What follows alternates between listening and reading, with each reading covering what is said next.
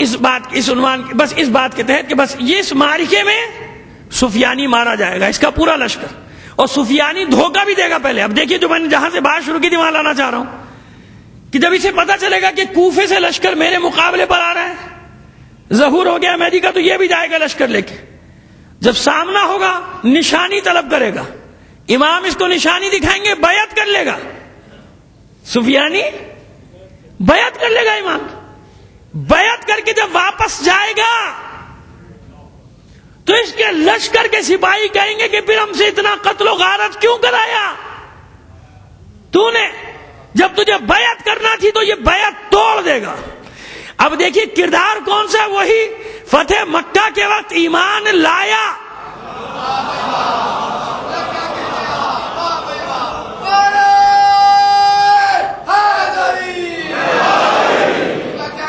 اب یہ قدرتی طور پہ مطلب آ گیا کہ جس سے آپ اٹھ گئے، بیدار ہو گئے.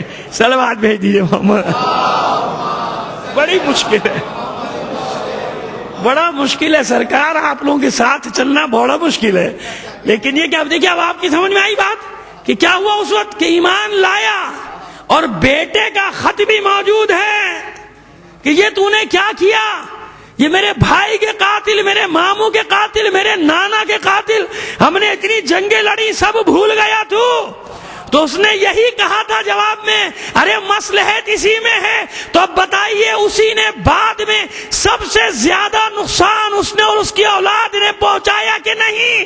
عجیب بات ہے کہ سفیانیت کا آغاز بھی دھوکے سے ہے، اختتام بھی دھوکے سے ہے. اس لیے اسے سفیانی کا نام دیا گیا ہے. اب سمجھ میں آ گئی بات؟ اس لیے میں وہاں شروع سے لے کر چلا تھا کہ آپ کو سمجھ میں آ جائے کہ کون سی فطرت کام کر رہی ہے، کیوں سفیانی کا نام دیا گیا کہ آغاز بھی دھوکہ ہے، انجام بھی دھوکہ. اس کے بیعت کرنے کے بعد لڑے گا اور امام جانتے ہیں، لیکن وہ اس کا وہاں پہ سفیان کا خاتمہ ہو جائے گا. سفیانیت لمبا موضوع ہے، لیکن میں کیونکہ ایک ایک مجلس ایک ایک چیز کو دے رہا ہوں، ان علاماتوں میں سے آج یہ چلے گی، کل انشاءاللہ اور جو دوسرے موضوعات ہیں، دوسری علامتیں یمانی ہیں، ہاشمی ہیں، سنی سادات ہیں. اور آخری مجلس زندگی رہی تو میرے بھائی کی فرمائش نہ بھی ہوتی تو آخری مجلس وہی مجھے عقیدہ رجت پہ پڑھنا ہے کہ عقیدہ رجت ہے کیا. یہ ہے وہ انسانی فطرت جو کام کر رہی ہے کہ ساری علامات آپ کے سامنے ہونے کے باوجود بھی آپ دیکھ رہے ہیں، سن رہے ہیں، پڑھ رہے ہیں، بخت ہم کیا کریں، ہم کیا کر سکتے؟ یہی اس وقت بھی لوگ کریں، ہم کیا کر سکتے؟ نہیں. کیوں نہیں کر سکتے؟ کس لیے نہیں کر سکتے؟ ہم شیعہ نہیں ہیں، ہمارا 12 اماموں پہ عقیدہ نہیں ہے، ہماری 12ویں کی آمد پہ عقیدہ نہیں ہے، امام مہدی پر عقیدہ نہیں ہے آپ کا، اس کے آنے پر عقیدہ نہیں ہے، اس کی غیبت پہ عقیدہ نہیں ہے، اس کا ناصر بننے کی تمنا نہیں ہے. بتائیے ہے کہ نہیں ہے؟ تمنا ہے نا، آرزو ہے نا اس کا ناصر بننے کی. پھر تو بھائی ہر آرمی، ہر فوج، ہر لشکر میں جانے کی کچھ تو شرائط ہے نا، کچھ تو شرائط ہوں گی، تو ان شرائط کو پورا کرنا ہے کہ نہیں؟ اگر آپ سمجھیں کہ نہیں حر کی طرح ایک ساتھ سب چلے جائیں گے، نہیں، حر تو ایک تھا، سب نہیں آئے تھے. بہت معذرت کے ساتھ ہر آدمی اپنی جگہ یہ سوچے بیٹھا ہے. میں آپ کو بتا دوں کہ 1.25 ارب آپ کی بات نہیں کر رہا، 1.25 ارب مسلمان.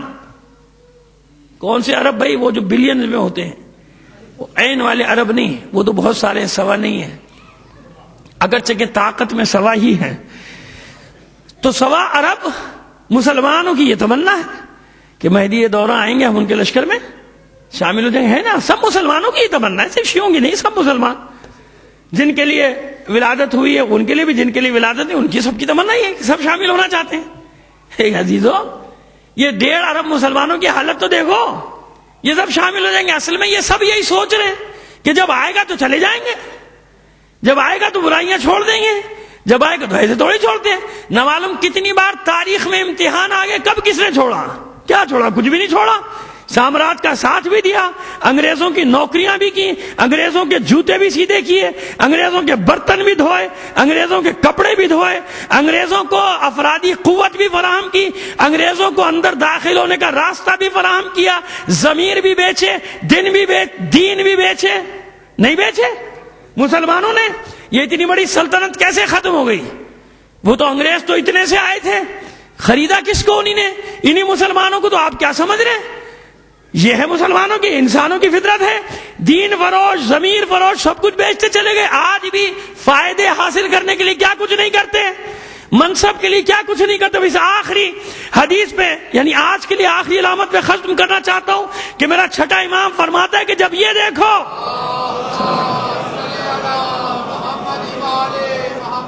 کہ اہلیت کے بجائے خوشامد کرنے والوں کو منصب دیے جانے لگے.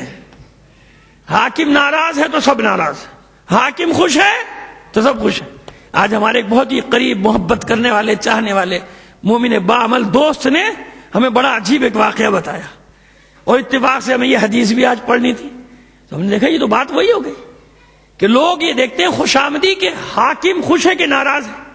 خوش ہے تو کس بات پہ خوش ہے، ناراض ہے تو کس بات پہ ناراض ہے. اگر کسی آدمی سے ناراض ہے تو یہ سارے خوشامدی اس آدمی کی برائی کریں گے، جو عیب نہیں ہوگا وہ بھی بتانا شروع کر دیں گے. فلاں وزیر جس کو آپ نے ہٹایا، ہم تو پہلے ہی کہتے تھے وہ بڑا خراب ہے، ہم نے کتنی بار چاہا آپ کو بتائیں، اس میں یہ عیب، اس میں یہ عیب، اس میں یہ عیب، اس میں یہ عیب. بہت اچھا کیا آپ نے نکال باہر کیا. بتائیے ایماندار آدمی کا بھلا کیبنٹ میں کیا کام تھا؟ ایماندار آدمی کا کابینہ میں کیا کام؟ ایماندار آدمی کا حکومت میں کیا کام؟ ایماندار آدمی کا نظریاتی کونسل میں کیا کام؟ یہاں کی نہیں، وہاں کی نظریاتی کونسلوں کی باتیں کر رہا ہوں. یہاں تو بڑا چھانٹ کے لیا جاتا ہے پرہیزگاروں کو. وہاں یہاں تو جو کہ وہ میرے بھائی نے مسئلہ کر دیا، یہاں تو چھٹے ہوئے لیے جاتے ہیں. صلوات بھیجیے محمد آل محمد پر. میں نے نہیں کہا، ریکارڈ ہو رہی ہے بات، ذکر ہوں، میں نے نہیں کہا ہے، کسی نے نیچے سے کہا ہے کہ یہاں چھٹے ہوئے لیے جاتے ہیں. میں وہاں کی بات کر رہا ہوں کہ نظریاتی کونسل دوسرے ملکوں میں ہے. اس ایماندار آدمی کا نظریاتی کونسل میں کیا کام؟